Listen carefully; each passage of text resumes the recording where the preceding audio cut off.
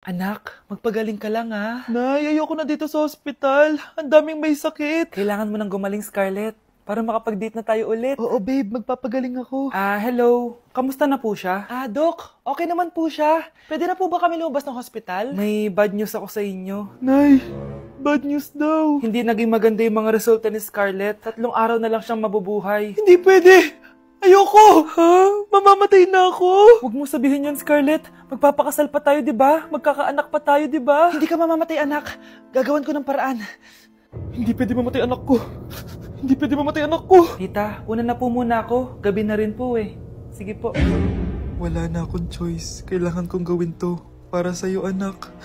O anak, kainin mo muna to para gumaling ka na. Sige po, Nay. Sarap.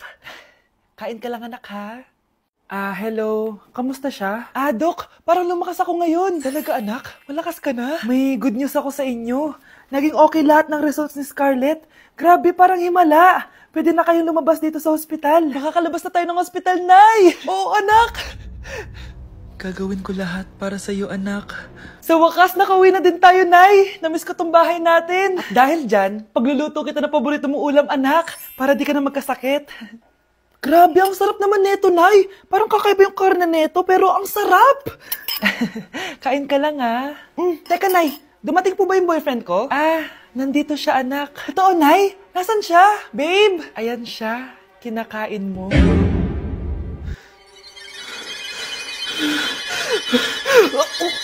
Anak, sigurado ka na bang itutuloy mo yung pagpunta mo sa ibang bansa? Huwag ka na malungkot, Nay. Kailangan ko magtrabaho doon. Para sa inyo ni Kyle. Ate, mamimiss ka namin. Basta anak ha, palagi kang mag-iingat doon. Kapag inaabuso ka nila, tawagan mo lang ako. Ano ka ba, Nay? Think positive lang tayo, ha? Sige na, baka malate pa ako sa flight ko. Bye-bye na, mamimiss ko kayo. Bye, anak. Nay, tumatawag si ate. Talaga? Hello, anak. Kamusta ka na? Nay, nakuha ko na sweldo ko. Nagpadala pala ako sa inyo, ha? Kumain kayo sa labas. Salamat sa binigay mo, anak, ha? Okay ka lang ba? Kapag may problema ka, tumawag ka lang, ha? Opo, Nay. Mababait yung mga amo ko. Huwag kang mag-alala. Nay, may pinadala si ate, oh. Nakamaleta pa. Surprise, Nay! Mga damit at sapatos yan para sa inyo. Siyempre, may chocolate din. Naku, anak, nag-abala ka pa. Pero salamat, ha? Sana inipon mo na lang yung pinanggas mo dito. Okay lang, Nay. Tinaasan nga nila yung sweldo ko kasi magaling daw ako maglinis ng bahay. Sige, anak. Galingan mo palalo, ha? Wow, ang daming laman! Baka di sumasagot si Scarlett. Baka busy. Anak, tumawag na ba ate mo? Ilang araw na siyang di tumatawag Nay, may tumatawag. Ay, salamat sa Diyos, tumawag na. Hello, anak. Nay, may pinadala ulit sa ate. Ang bigat. Ano? Anong nawawala? Ano kaya naman nito? Hello? Hello?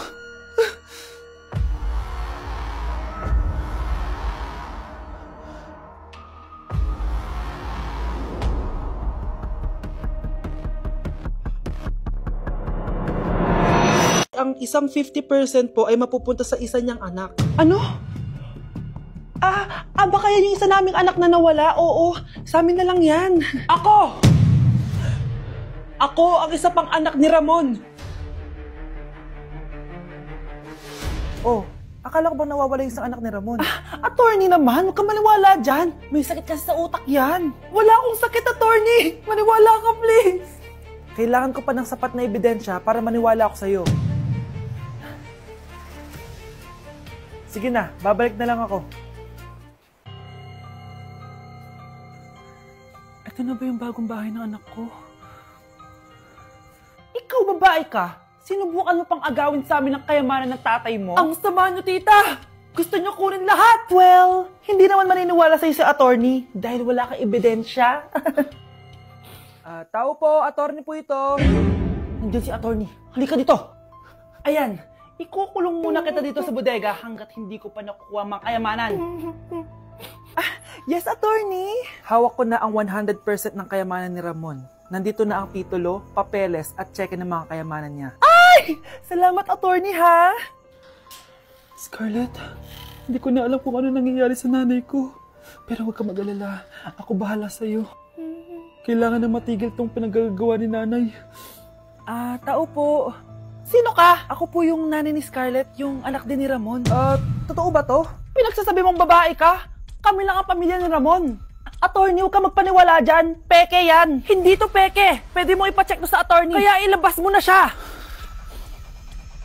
Kinulong po ni nanay si Scarlett sa bodega. Ha? Anak?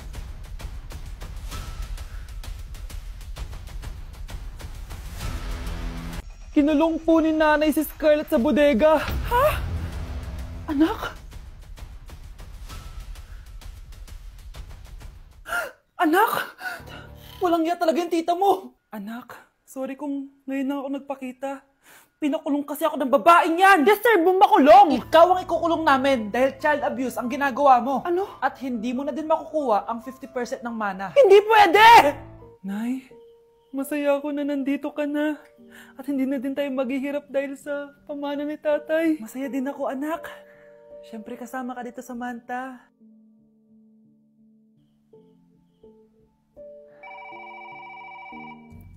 Ano ba? Bakit tawag ka ng tawag, ha? Oo, wala silang kaalam-alam. Sige na, baka mahuli pa tayo. Sa wakas, sa atin na ang mana. Maghahati tayo dito. Palayasin mo na yung mga batang yun, ha? Ako bahala. Ang galing talaga natin magpanggap date. Mga anak, aalis na tayo dito sa bahay. Lilipat tayo sa mas malaking bahay. O eto, mga gamit nyo, inimpake ko na. Talaga, Nay? Scarlett, huwag kang maniwala dyan. Nagpapanggap lang yung nanay mo. Samantha, ano yung mga pinagsasabi mo? Magjowa sila ni attorney. Sinet up nila tayo. Ganyan ba ang ugali mo, Samantha? Kaparehas ng nanay mong sinungaling? Samantha, ano ba? Kung ayaw mo sumama, edi wag. Sige, kung totoong anak mo talaga si Scarlett, saan at kailan mo siya ipinanganak? Ang dali naman yan. Edi sa Manila. Pinanganak ako sa ibang bansa.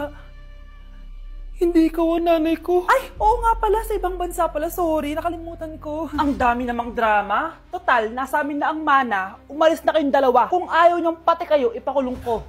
Kung meron mang makukulong, kayong dalawa yon. Salamat sa pagtawag, Samantha. Inaaresto kita, attorney, sa kasong panloloko. Palpak ka talaga! Naisahan niyo ako ngayon, ha? Hindi pa ako tapos sa inyo. Talagang sinira mo yung sarili mo, attorney, para sa pera. At ang dami mo na palang naloko. Samantha, huwag na tayo maghiwalay, please. Oo, Scarlett.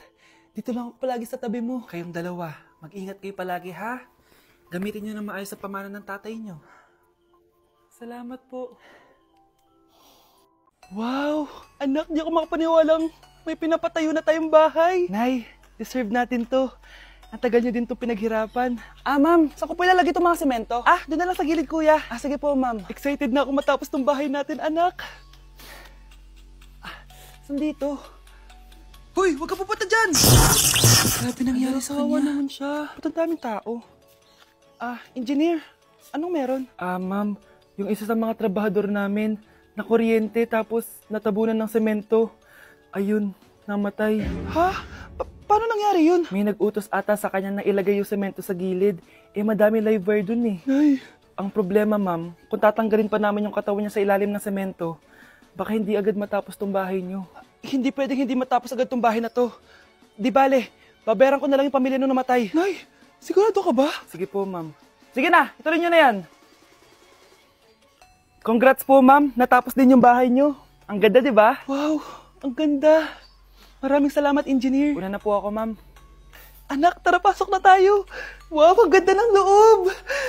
Nay, hindi talaga ako mapakali na may bangkay dito sa ilalim ng bahay natin. Huwag kang okay, anak. Kasalanan niya naman kung bakit siya namatay eh. Ay, matutulog na lang ako sa bago kong bahay. Wow, ang ganda ng kwarto ko. Ano yun? Kasalanan mo kung bakit ako namatay. Nay! On a single leg, now put your hands up, up and up, up and up, up and up, up and up, up, up, up, up, up, up, up, up. DJ Nando.